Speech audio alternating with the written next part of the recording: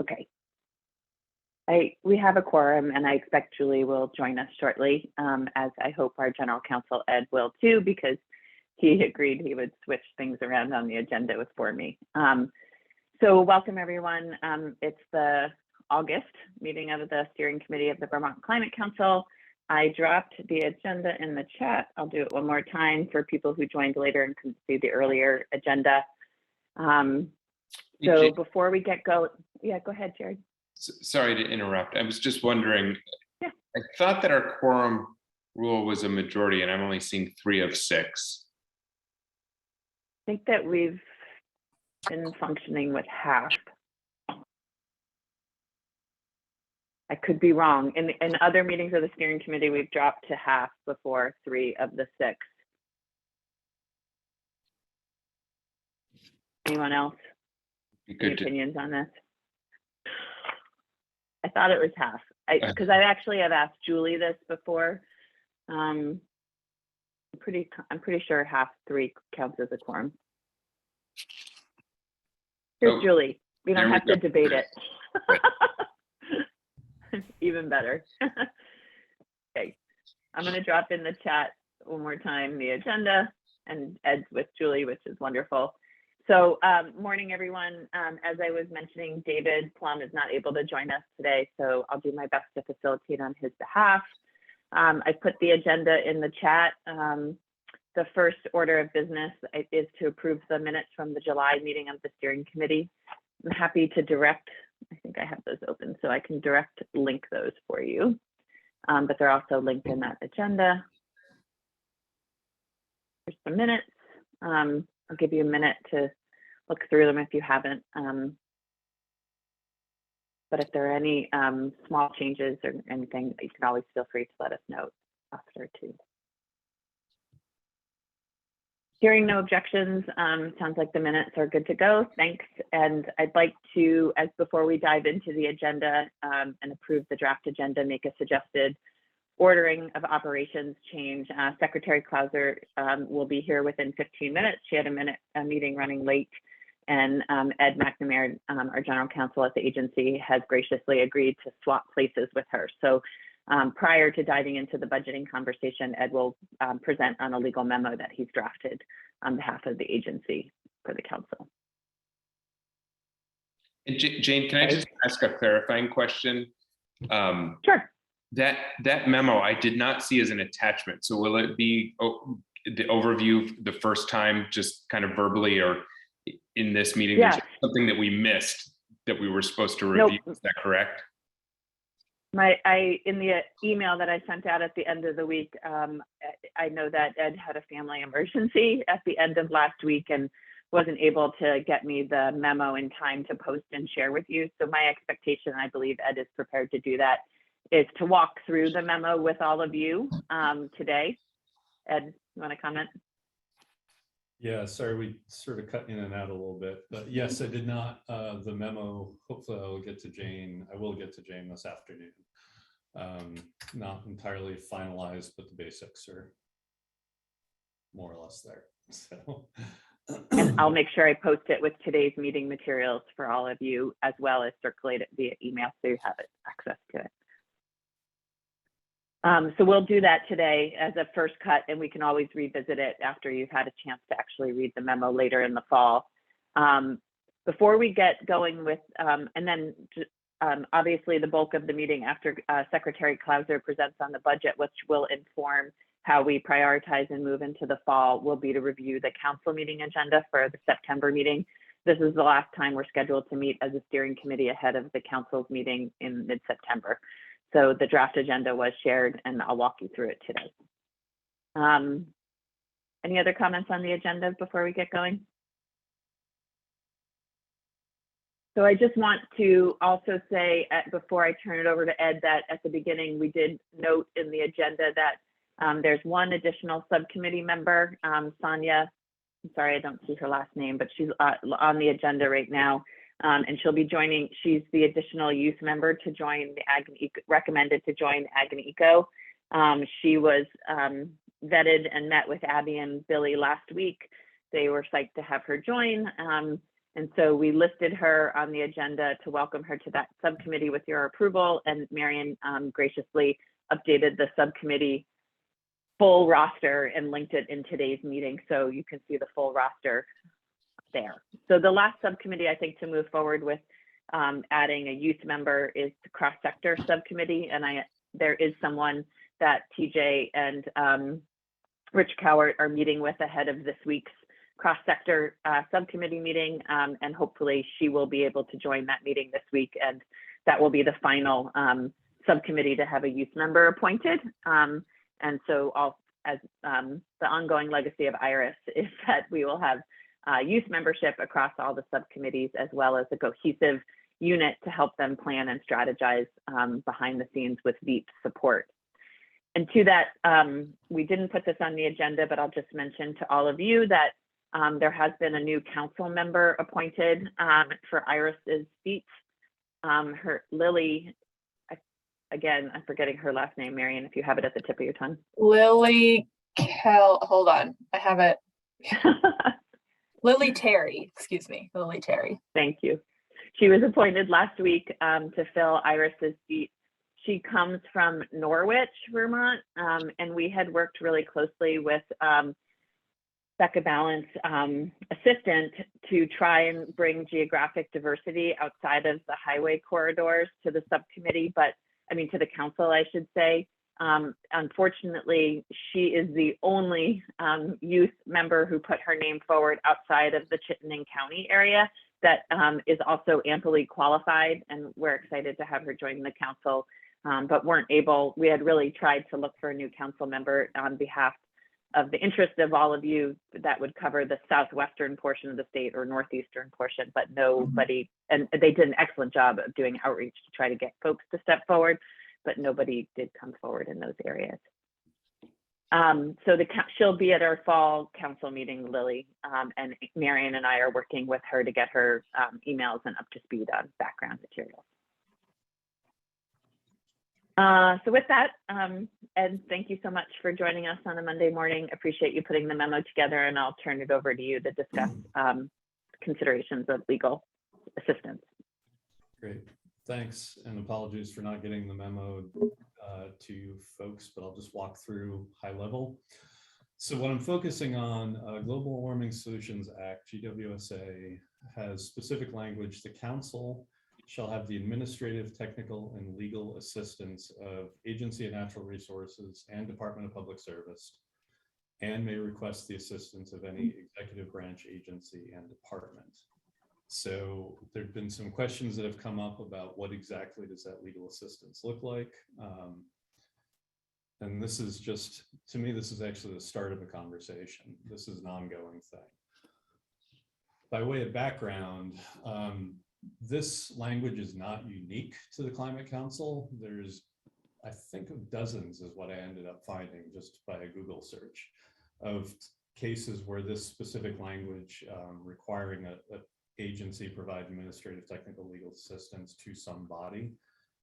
Department of Health, it shows up quite a bit, but for ANR, it showed up maybe at least half a dozen times, excuse me, including Clean Water Board, Interagency Committee on Chemical Management, a couple study groups, and some working groups as well. So this is not unprecedented. This is something that we've done for a while. But just to be clear, legal counsel for the agency represents the agency. We have an ethical duty to represent our client, which is the agency, and we cannot represent the Climate Council. So providing legal assistance does not mean that we're the council's lawyer. Also, another important point is who is the actual client, even if you think of the council as an entity that is requesting. GWSA specifically says that the council, not individual councilors, will have the legal assistance of the agency. What this means is if there is a request for legal assistance, it needs to come from the council, or it could be delegated to the steering committee. And then the steering committee or the full council would look at what are the priorities for the council, what's the scope of the council's work, and clarify, refine, working with the agency, what the actual what the request for legal services entails. Just to give you some idea of what this could look like in terms of what is legal assistance. The analogy I came up with best is lawyers all across the state testify at the legislature on a routine basis. We go in there and we talk about, this is the bill, this is what we think might happen with the bill. Here's the current statute that we have that's been in place.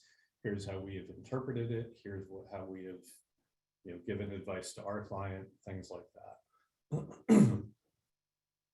In doing so, we're not representing the legislature in those actions. We're simply saying, here's a law, here's how we think about it. And at the end of the day, we're still representing the agency.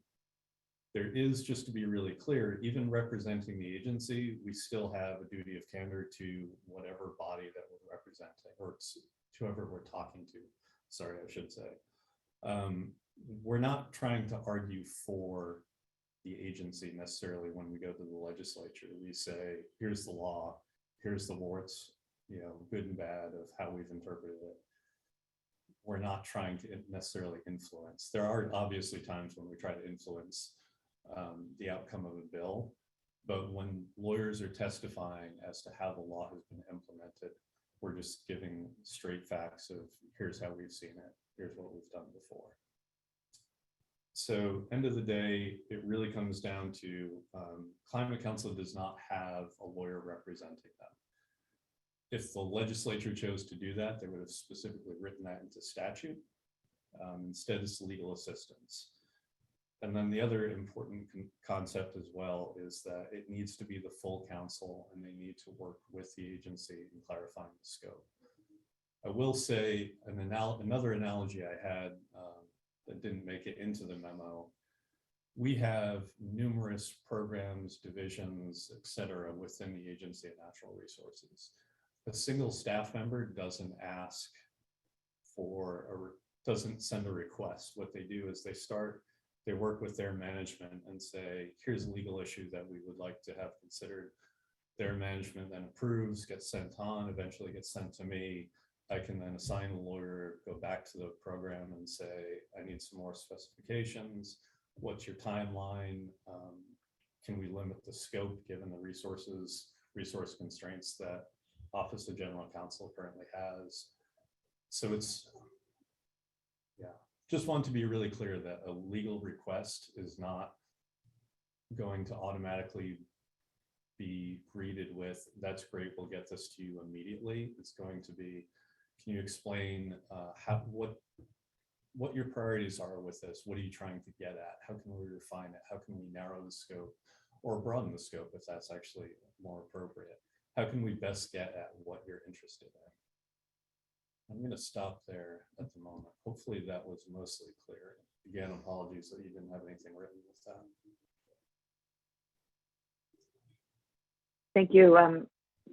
Julie, Secretary Moore, would you like to add anything about the agency's role in this space, or I'm happy to help guide. The purpose of this conversation was both to understand legal capacity for the agency, for the council, as well as consider it more broadly as we're thinking about priorities in the budget space for this fall. So this is really helpful, and I do want to provide space for steering committee members to ask Ed questions or follow up to help inform that. But Julie, please, if you have any follow-up.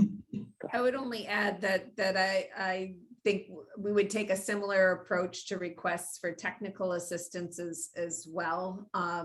And I do think just to reiterate the point Ed made about it, it needs to come through the body as opposed to individual counselors is really important. And that's probably something we need to discuss here and potentially with the full council, and that the council is delegated certain responsibilities or opportunities to the steering committee, and would want to confirm that this would be one of them as well.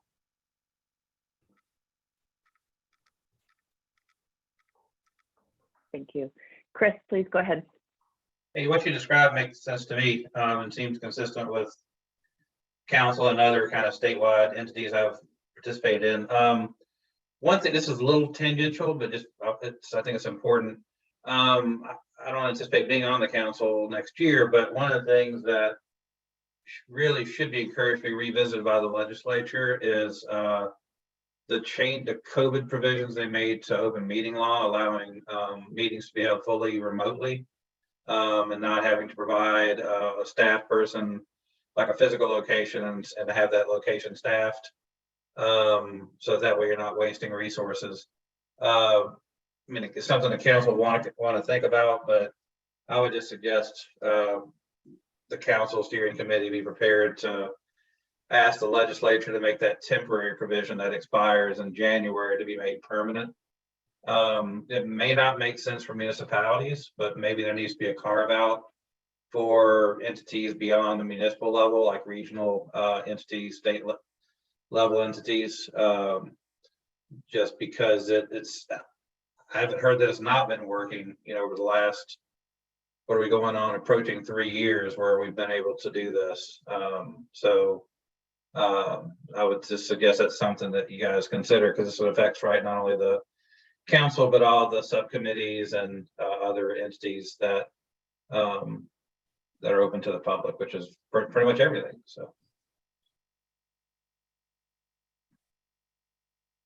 Yeah, thanks for that. We obviously did have a period of time where that was not valid and we were hosting meetings in physical locations, but then the temporary pause went back into effect and we don't always staff in-person meetings. Any other thoughts, feedback, or questions for Ed, and then therefore how it could relate to our conversation in planning this fall?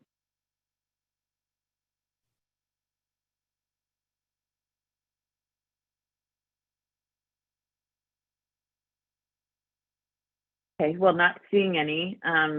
Ed, thank you for being here and appreciate that you'll share with us the memo, and I'll make that public and post, and we can always have some further discussion at a future meeting. Thank you. Great. Secretary Clauser, thank you for joining us. We were able to move the conversation about the legal memo up, and I'm hoping that you're ready to join us and speak to the budget process this fall and timeline and implications for council work going forward. Sure. Thank you for doing that, Jane. I apologize all for being late. It's how this day is going, unfortunately.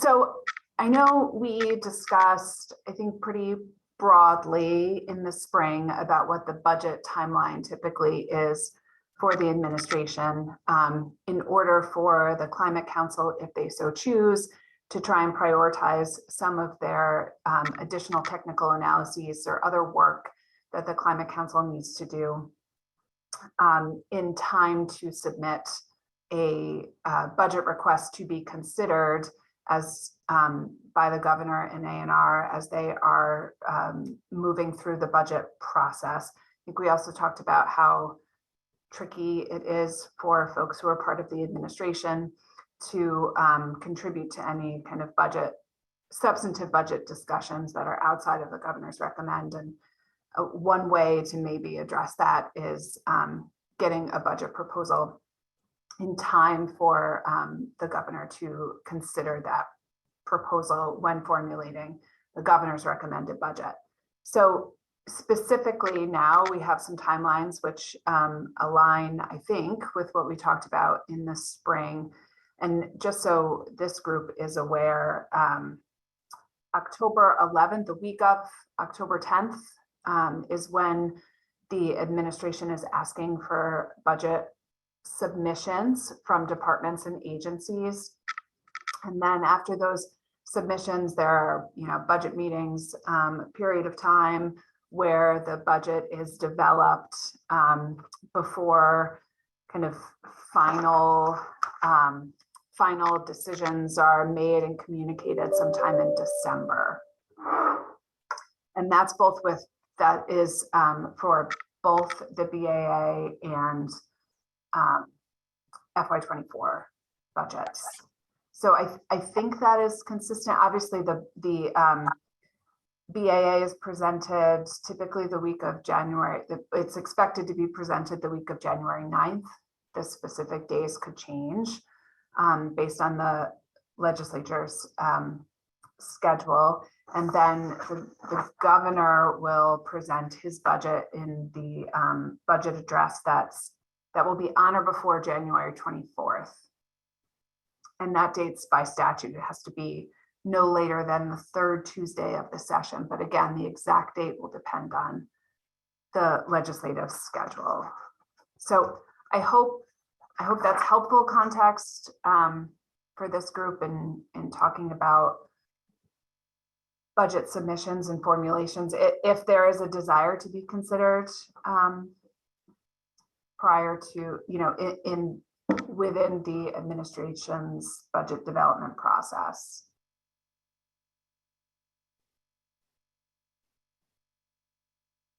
So based on that, I'd be interested in people's questions, but it sounds like the September meeting of the council will be a critical time for ideas to be brought forward. And as the council moves into the fall, the later it gets, the harder for the council to influence or put forward a memo to the governor on priorities that speak to technical assistance work and or any additional legal components that might be contracted through the council.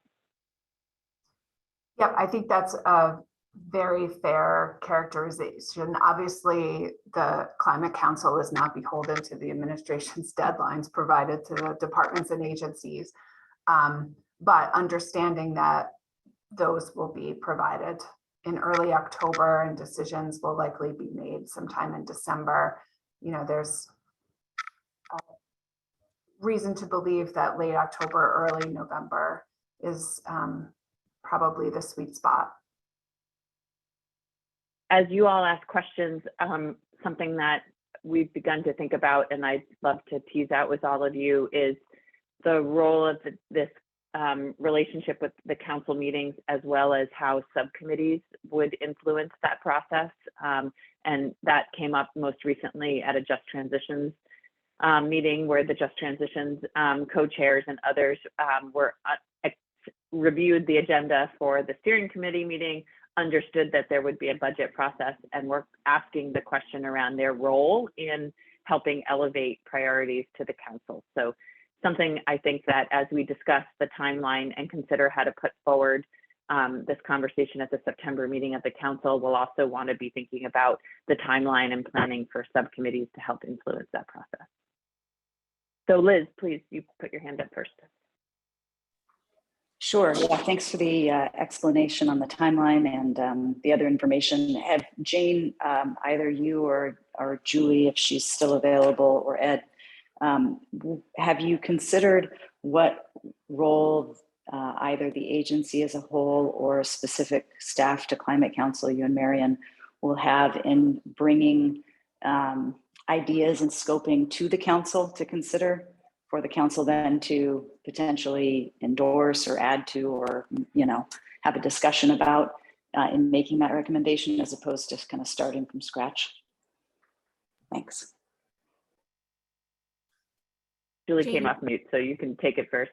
Sure. I think, Liz, there's a bit of a chicken and egg challenge here, which is, and we've talked about this before, how the council wishes to set priorities. Certainly we can speak to what the agency's priorities are, and pieces we may be looking to work on in advance, but it's challenged by the fact that there is remains a really extensive list of overall council priorities in the climate action plan.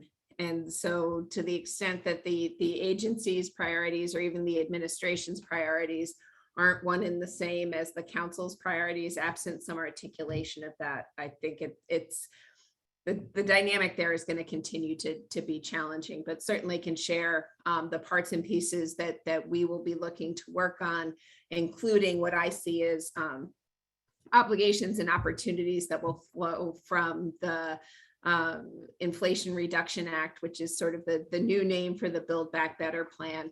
But there are resources that we anticipate will come to Vermont. And I think the administration's budget will start to contemplate how to take advantage of those resources as an example, and probably an area of shared priority and something where we could provide input.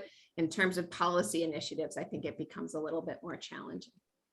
Yeah, no, I appreciate that. I think you're right to identify, especially with that new legislation in mind, but all the other pieces that we've talked about before too, that are still kind of out there and coming.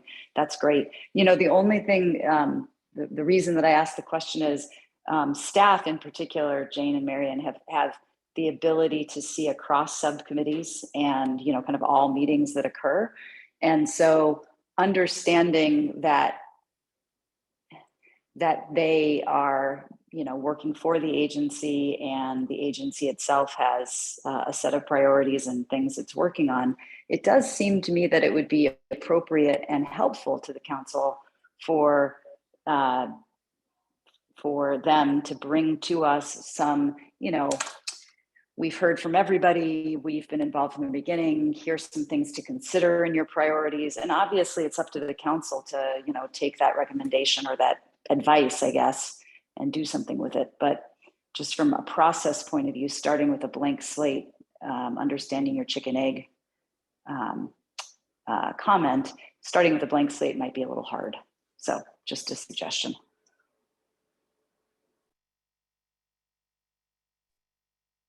Jared, do you want to follow up? Yeah, just a thought and then a question.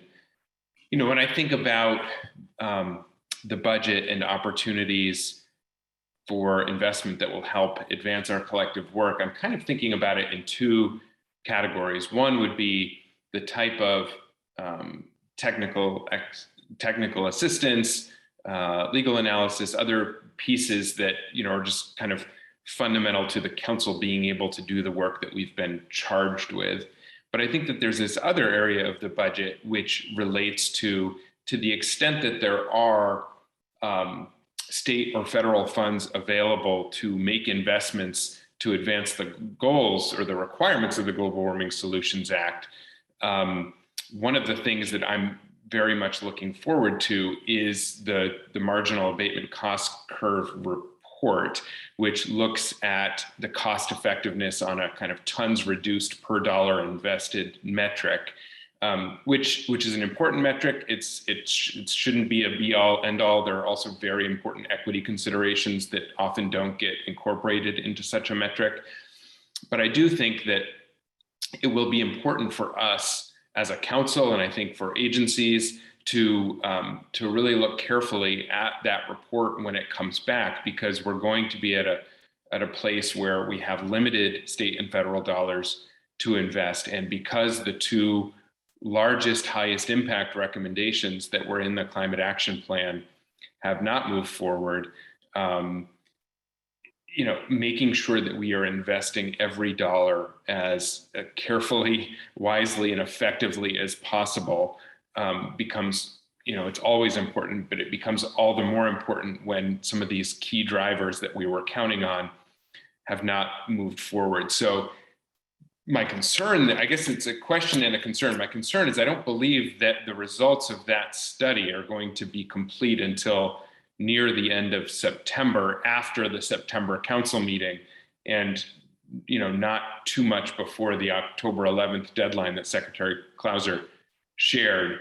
But I just want to flag that there may be something that we want to do either as a special council meeting with a recommendation from, you know, the cross-sector committee, which I believe will be receiving that report, or a special steering committee, because I do think that that's valuable information to inform that other side of the budget, not just what kind of requests for technical assistance, but in terms of the relative effectiveness of different programs that may be recommended in terms of incentives, et cetera, for different types of activity. Thanks for that, Jared. And yes, that is planned for the end of September, and the timeline has been addressed in order to ensure that the cross-sector subcommittee meeting was pushed back a little later so that we could collectively discuss the results of that as a final group in September. So it will be late for the September council meeting, but I think it could inform an October meeting or a larger commitment or statement around that second bucket that you're speaking to, which makes sense. And to the point that Liz was bringing up around sort of Marian and I's role going forward and the work that we do on behalf of the agency, but in collaboration with the subcommittees and council, as we're transitioning at some point, we would like to present a similar memo around what Ed did today around the role of agency staff going forward in administration of the council and the subcommittees. As we're standing up the work of the Climate Action Office within the agency now, we're thinking about the roles of budget setting, priority setting within our own work, and then the role of support and what that looks like long-term for the council and A&R staff. So that's just sort of, we're starting to think about that, starting to think about how we would communicate and have a discussion with all of you about that. But that's going forward, we would like to do that. And I'll just say that what is unlikely for us to sort of vet and think about all of the work of subcommittees, but I do think subcommittees have a role in this process in lifting up recommendations to the council, and what that looks like with all of you would be important to consider so that we could outline that process at the September council meeting and then bring to closure probably at the October council meeting what that suite of priorities would be to recommend then in a memo for the legislature and or governor to consider in their budget planning. And final thing I'll just say is I do think what should and could be prepared for by myself would be a memo at the same time that speaks to the ongoing technical analyses that the agency is carrying forward, and what we expect to need additional resources for or continue into the next fiscal year, so that you can see the bulk of the work that A&R is carrying forward in the name of the Climate Action Plan and the GWSA.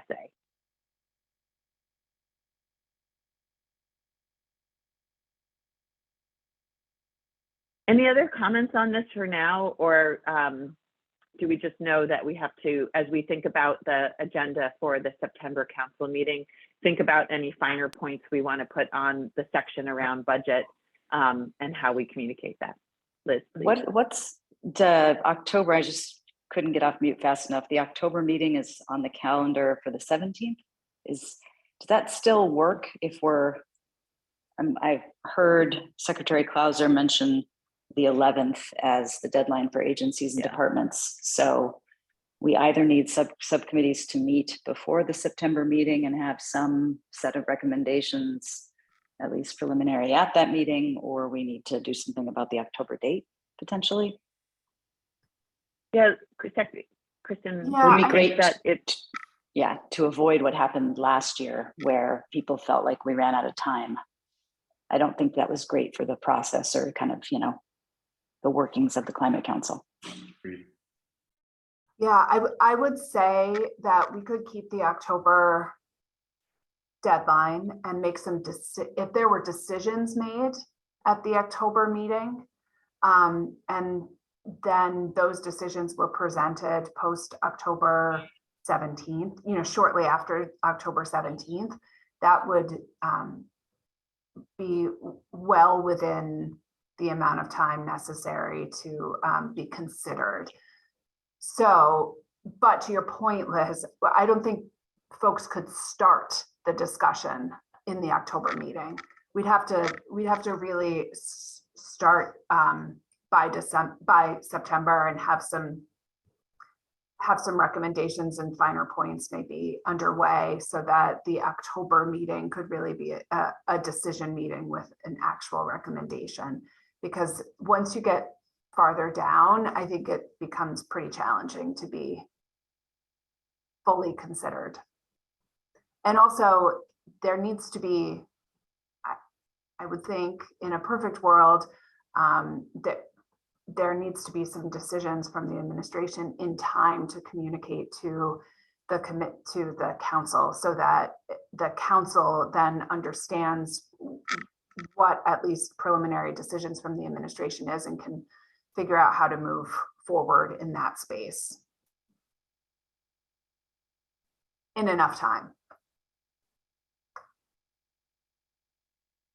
Okay, that's great. That was what I was hearing from you earlier, Secretary Clauser, around sort of like the October date is fungible, except for that, well, with around that October 11th date, we would want to have a final memo from the council shortly thereafter, the October 17th meeting. So that does mean that there would have to be some prep work from the subcommittees for the September meeting, so that we're not seeing all those priorities for the first time in October if there are going to be some lifted up.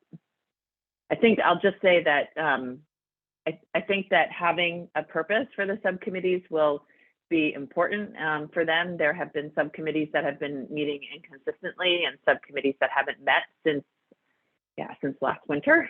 And so having something for them to think about and lift up for the meetings will be great. And we can think about that as we look to frame out what the questions are and what the considerations are for how they will carry that work forward to the September meeting and the agenda. And then we can use that to share with chairs of subcommittees so that they can decide how they want to engage their subcommittees between now and then to prioritize. Chris. Hey, I'm outside with my dog, so I'm on my phone now. Sorry if I hope the connection's okay. Multitasking.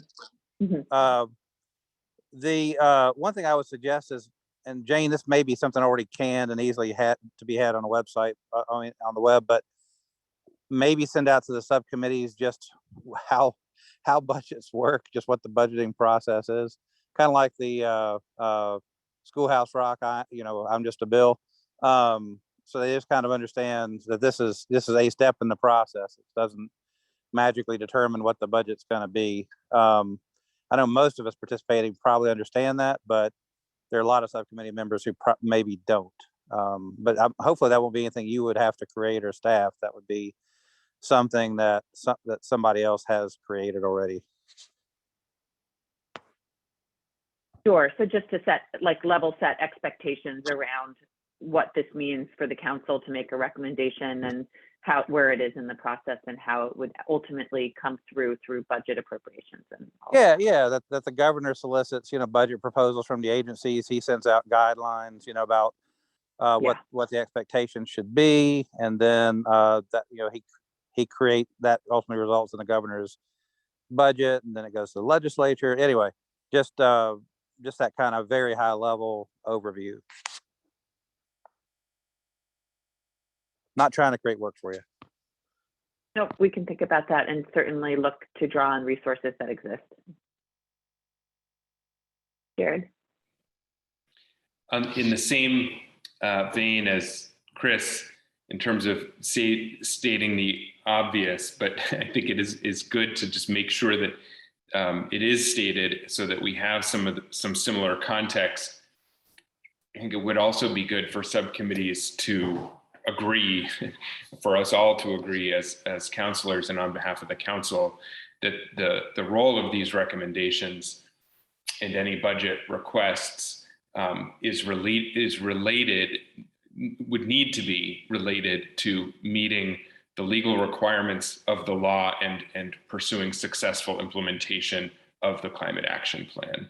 I don't think that this is a moment to be coming up with new ideas. I think we need to keep this clear and bounded in terms of compliance with the Global Warming Solutions Act and successful implementation of the climate action plan that we passed. Great. Yeah, thank you, Jared. I'm sure we would make that clear. And I also think I'll just reiterate what Secretary Moore said earlier, that it's also about expectations around capacity.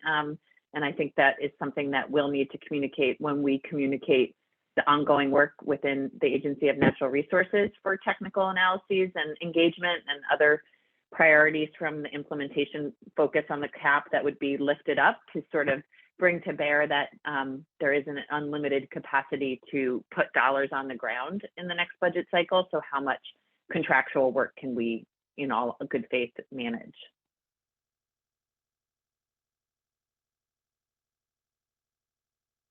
Any other comments on this for now? We can carry this forward as we look at the agenda for September and think about any expectations or questions we want to frame and how we would communicate that with subcommittees. I'm going to share my screen and share the agenda.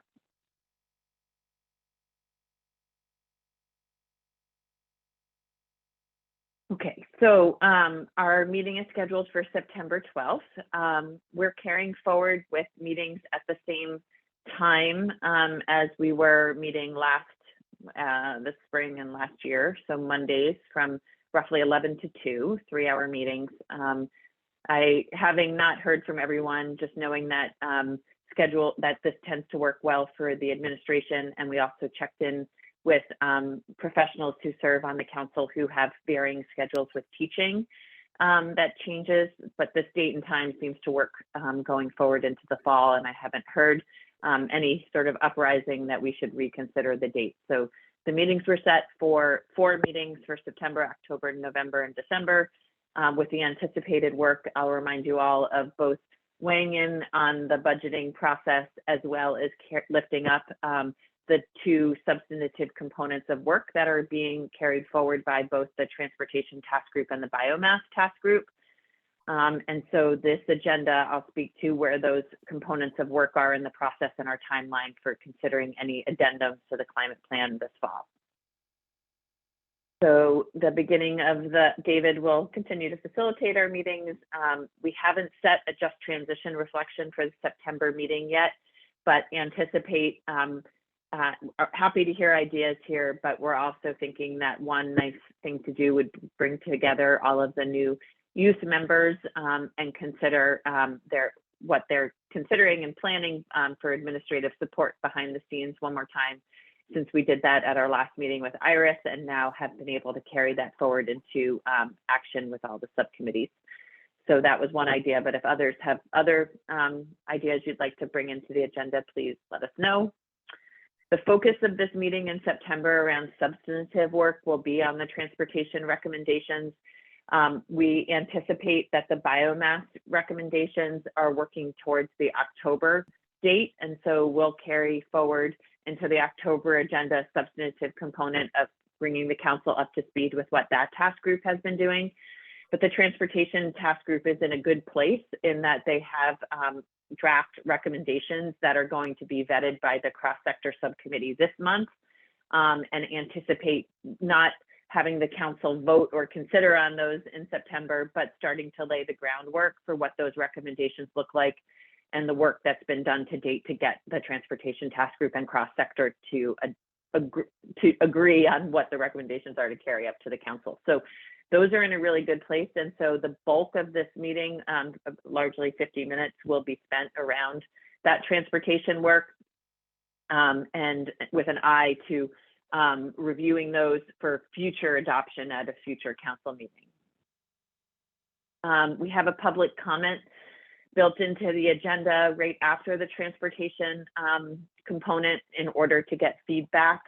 I want to note that I should have done this when we reviewed the minutes from the, the steering committee meeting minutes, which we did not do this in, but in the special meeting of the Climate Council that we held earlier this summer, we've taken a different approach to public comment that you'll see when we review the minutes at this September council meeting, in that we typically list out members of the public who speak.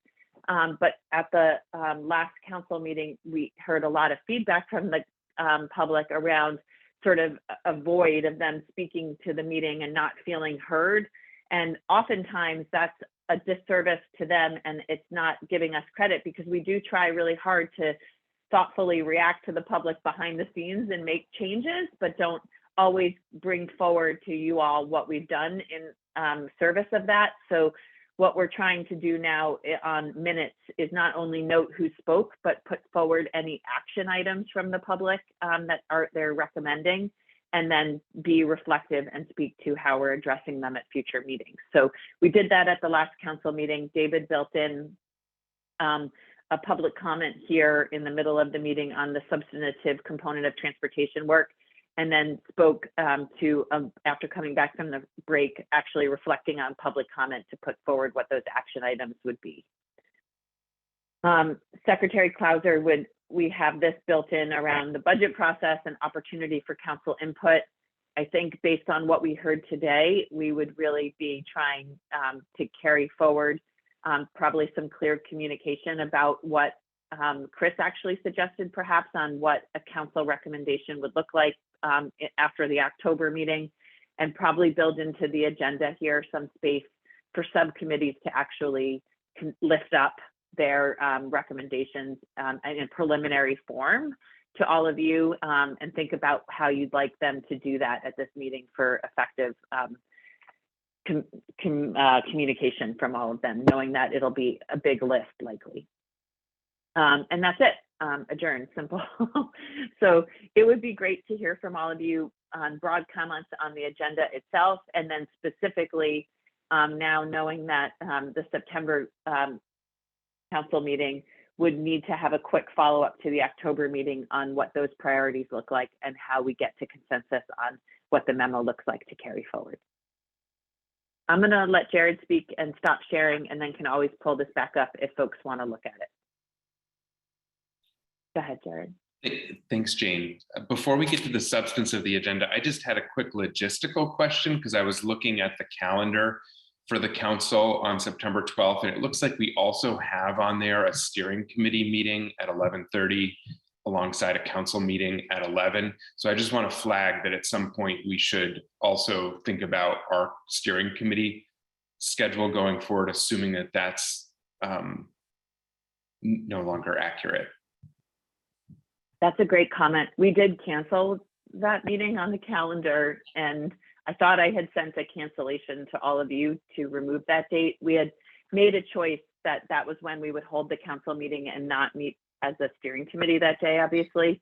But you're right that we haven't flagged a schedule for the steering committee after that.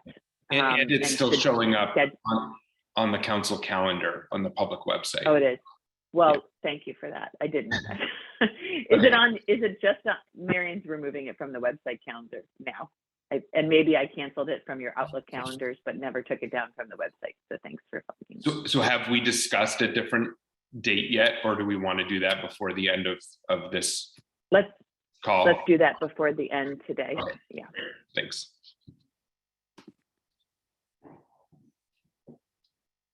So broad comments on the agenda. Does it strike the right balance of both hitting the substantive work for transportation and then leaving enough time to talk about what the priorities are lifting up from subcommittees?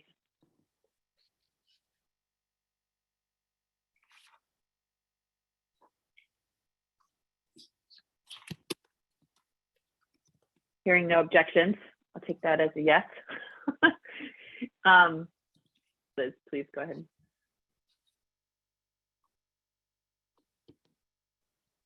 Sorry, too many buttons to push. Just as you finalize the agenda and talk with the chairs of the subcommittees, it might be good in that period of time talking about the budget priorities to just have and you probably do this, a pretty structured way for those subcommittee chairs to summarize where they are already and what process they'll have in place after that. Because I think right now in the draft agenda, it said Kristen, Secretary Clauser, and I don't expect she's going to, do that or lead the discussion. So you just might want to just sub agenda that a little bit more. Yeah, I think that was really good understanding based on, Kristen, your feedback today on the timeline. And really, I think that overview was needed for the steering committee, but likely not needed for the council, except in that how their recommendations will carry forward in October and what that timeline might look like. Beyond that, I think most of that time, you're right, can be more reflective, not of Kristen presenting, but of the subcommittee co-chairs lifting up recommendations that they would have shared via memo ahead of time to post. I worry, I'll just say, happy that we're honing this in, but I do worry a little bit about the subcommittee's ability to respond in the next month to set priorities and lift those up. And I think we'll, just want to think thoughtfully about what we're asking of the subcommittees on such a short timeline. Kristen, did you have a comment? Thank you, Jane. I was trying to find my hand, but I couldn't. I saw you go off mute, so that works. So I just, wonder if it would be helpful. Again, I hate recommending things and then having to pull out, but I wonder if it's helpful to try and establish a target to give folks for consideration, because it is incredibly difficult to prioritize when you don't have that target.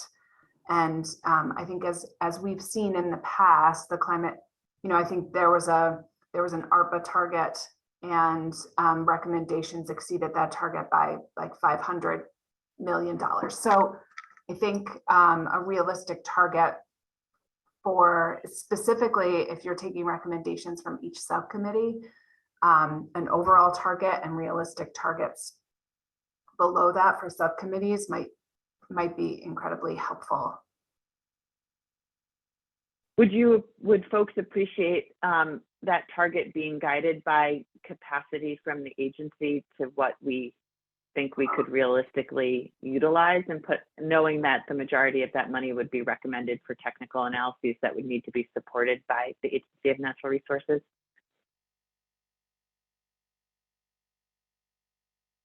Absent that, I'm not sure how else, except from professional judgment, about what how that target would be set about. Chris, go ahead.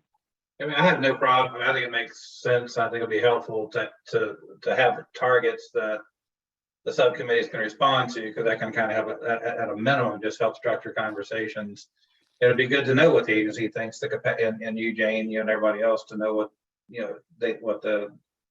what the thing is as far as what capacity exists. What I'm hopeful of, though, too, is that as recommendations gel, ultimately what we may wind up with is recommendations coming out of subcommittees, recommendations coming out of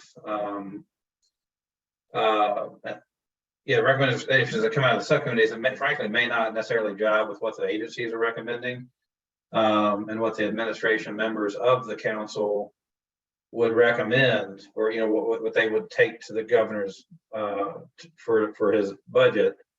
But I think that's okay. I mean, I think if we were to frame this as a collaborative process, because it could be that the agencies have the budget proposals that they take to the governor, but it might also be helpful for the governor and his team to also see, oh yeah, so there are some other ideas that came out kind of beyond the agencies and beyond the budgets that would actually expand capacity or somehow deal with capacity differently.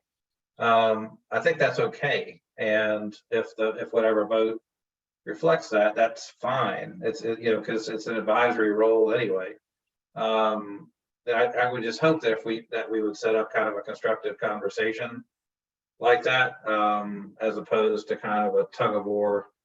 Ultimately, when it comes to whatever the budget recommendations are, get approved by the council, because understandably so, I would expect that administration members on the council are pretty much going to be in agreement as far as what should be recommended to the governor for inclusion in the budget, and that may differ from non-administration members, and that's okay. There's no problem with that. So anyway, I just hope this will be kind of overall a collaborative process, and I think, so I'll leave it at that. Liz, is that an old hand before I go to Secretary Moore? Julie, please. Sure. I was maybe follows on nicely what Chris was saying. I think the challenge from the administration's perspective, and certainly from this agency's perspective, is to not let recommendations become devoid of the resources needed to implement them. I think we're sort of struggling, frankly, under the load of legislative assignments that don't always come with the resources necessary. And so as long as there's a shared commitment where the administrative agencies have the ability to say what's within our current capacity and what would require additional resources for any proposal that is pushed forward, I think that's really helpful to our ability to successfully implement it on the back end. And what Jane's flagging as a real concern is that ultimately we'll have 8 staff in the climate office, but it's 8 staff, and there are limits on their capacity, both to do some of the tracking and monitoring pieces that are dictated by the Global Warming Solutions Act, as well as administer other contracts that have already been put out to bid. And so we just need to constantly be cognizant of the fact that our capacity is finite, and reflect that in recommendations that go forward. Gary. Thanks.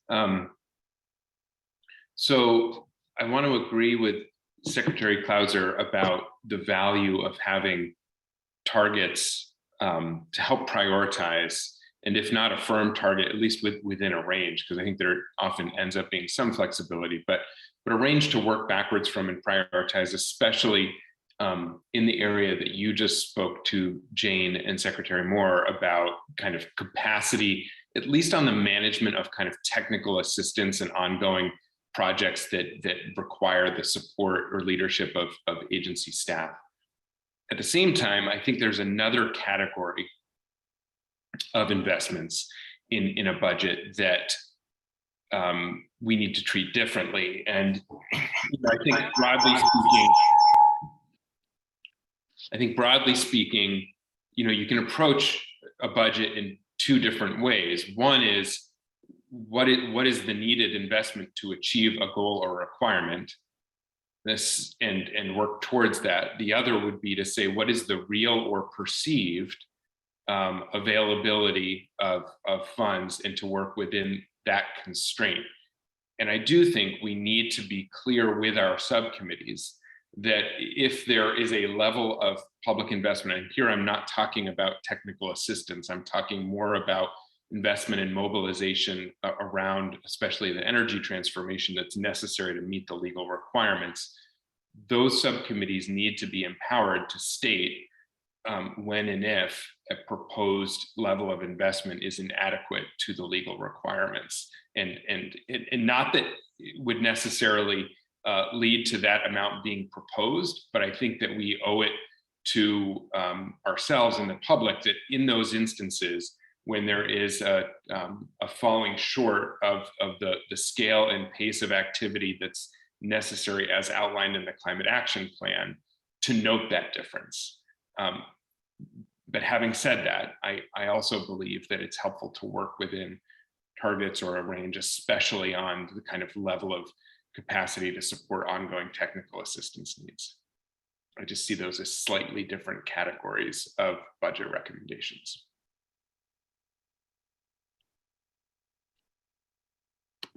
Great. Thank you, everyone, for your feedback. Any other, I can sum up where I think we're at with the budgeting process, but any other comments on the agenda or thoughts still on the Just Transitions reflection?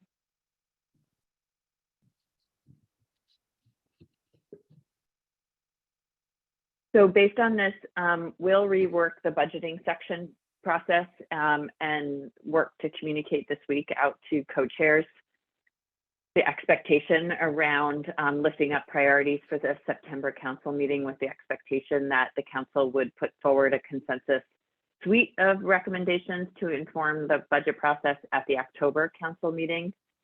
We'll work internally around our capacity and put forward what the agency expects to carry forward with respect to engagement work, as well as technical analyses into the next fiscal year, and consider what capacity looks like to bring to bear for additional work, and try to communicate that effectively in the realm of what a target looks like.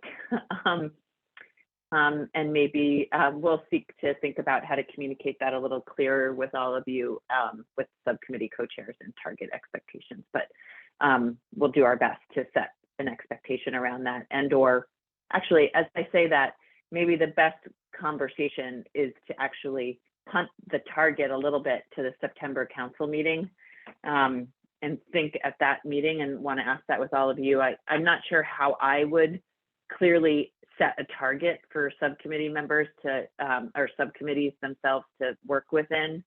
So maybe we can set some clear guidance around capacity that A&R can bring, and then you all can think about at the September meeting what a reasonable package looks like and what that target can be, so that for the October meeting, there's a clear picture of what that target looks like to lift up the final set of priorities.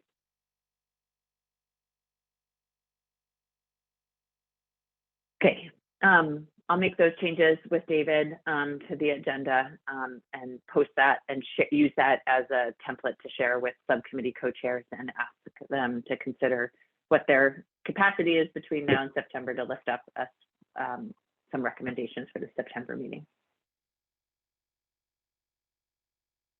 Any other comments on that before I move to public comment?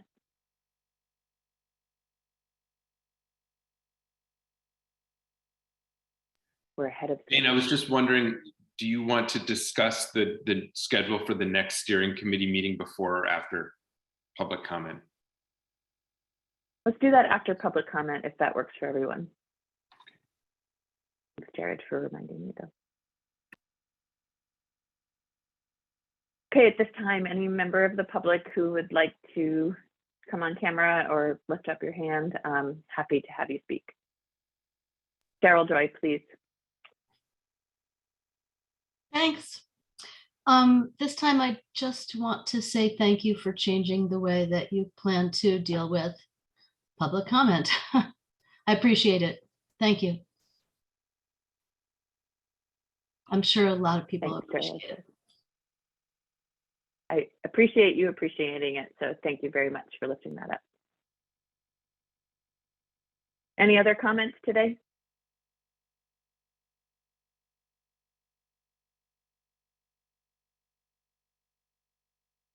Oh, Kashka, nice to see you. Please come off camera. Come on camera if you can, or just speak up. Nice to see you all too. And this has been a great meeting. I just wanted to also say thank you for changing the public comment aspect. And I think it's going to, it's really going to show the public how much you all do, how much we all do to try and lift up those voices and to think about what each comment means to the process and everything. And I think it's important because some of these people come to most meetings and they don't realize that behind the scenes, they're really thought of as big assets to what we talk about here. So just thank you so much. Well, and thank you to Kashka, because Kashka is part of the public engagement task group who helped us sort of think through after the last special meeting of the council how to do better in this space, knowing that we do often take in public comment and try to make changes or react. And so appreciating Kashka and others who also give their time to help us think about this behind the scenes and put forward better practices going forward. So thank you. Not seeing any other hands. Of course, we have some time, so if folks are inspired to make a comment after we schedule out the steering committee agendas, happy to hear you all. But what I'd like to suggest, if this time works for all of you, to carry forward an hour-and-a-half meeting, hoping that we'll try to plan for our agendas in the fall for the steering committee, but having that extra time is great. And we could continue to use, I'm asking all of you, the 11:30 to 1 time block.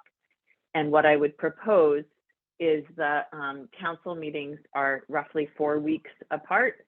And so in the middle of those, the 2 weeks after one council meeting, we would have a steering committee meeting, and then a month later have another steering committee meeting, but try to stagger them with the council meetings. I see a thumbs up from Jared. I can look more closely at the schedule and see if there are dates that just are falling with something and that doesn't allow us to keep that routine generally into the fall. If anybody knows of any conflicts now, happy to hear them, but otherwise I would try to approach it in that manner and schedule them based on that. And so for the next one, that would be Monday, September 26th at 11:30 to 1 as a straw just to see if that works for everybody.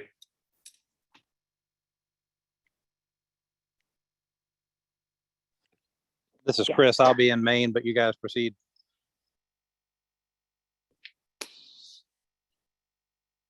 Great. And Chris, if knowing you're in Maine, we'll miss you, but I'll just check in with Lauren too to understand her capacity as she comes back from maternity leave, and just if the both of you aren't here, then maybe we'll look to reschedule that. But otherwise, we'll carry forward with September 26th as the next meeting of the steering committee.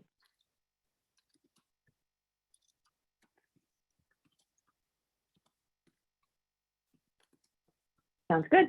Any other comments today before we wrap up 22 minutes early? I'm going to tell David that I'm going to facilitate from now on since we end early instead of late. Just kidding. Up, Cheryl Joy, please. I'm so sorry to have to That's give okay. another comment. Super. I really wanted to just say thank you, but I can't, I really wanted to say these other things too, but know that thank you is the most important comment. Well, it's the first comment anyway. One thing is that with regard to most of the money going towards Jane, what did you say it was? Most of the money is going to be going towards technical analyses. I think that there are a lot of analyses that are already done, and to double it and just to do it, okay, well, we have to do our own. I think that we need to spend some money on some things, but maybe it's wasting it if there's an analysis that are already done and that can be looked at instead of just having us do our own here in Vermont. So that's one thing, because I think we're doing a lot of things that really have already been done, or at least some things we're doing that have already been done, and we can just we can research and see what the results were. The other thing is that thinking about the energy transformations that need to be done, that's true, but it's not, I think that we really also have to realize that it's not just transformations, or maybe reduction is part of that, but really reduction is really ought to be a top priority, maybe number one across the board on all sorts of, on just about everything, is that reducing our consumption and reducing use, and just that really needs to be said every time something else is said, not just as an aside, oh, let's also reduce, but really let's reduce, and then what we can't reduce will transform. So that's it. And also thank you for changing public comment. So we don't want to lose that. Thanks. Thanks so much. Anybody else today before we wrap up?